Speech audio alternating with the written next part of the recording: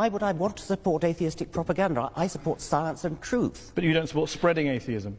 I support spreading science and truth. If that happens to be atheism, I support it. I'm not going to start bullying people into being atheist. I'm not going to start trying to compel people to be atheists. That was what the Albanians were doing. It's nothing to do with what I want to do. Of course, but you'd like to persuade them not to be believers and become atheists. I'd like to raise consciousness in a gentle, civilized way, using argument, rational argument, from evidence. I care about what's true. I mean, do you actually believe in your Muslim faith? Do you believe that Muhammad split the moon in two? Do you believe that Muhammad flew to heaven on a winged horse, for example? I pay you the compliment of assuming that you don't. No, I do. I believe in miracles. You believe that? Yes.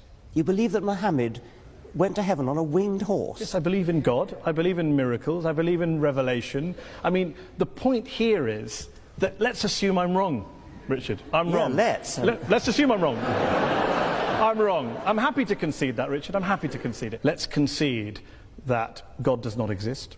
Let's concede that religion is false.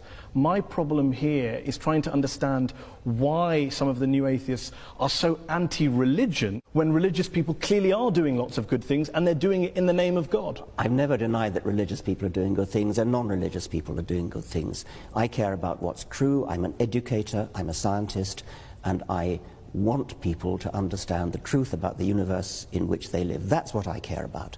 And I regard religion as a distraction, and in some cases a pernicious distraction from true education, which I love and value the way you value and love your God.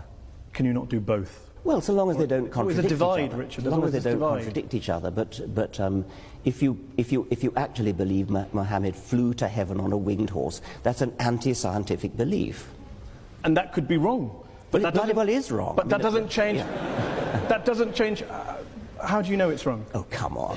You're a man of the 21st century. No, I'm just asking. It comes back to my original question. The rational position is the agnostic. The rational position is the agnostic position. Why up there? The rational position. I didn't say up there. I didn't pick a place. Okay, you picked a place. Why would a winged horse be the way to get to heaven if it's not up there? I asked a question about. You asked about proof. I'm all for saying I can't prove it, but can you prove he didn't do it? I mean, this is the end-all debate. Didn't fly to heaven on a winged horse? I'm just asking on your criteria.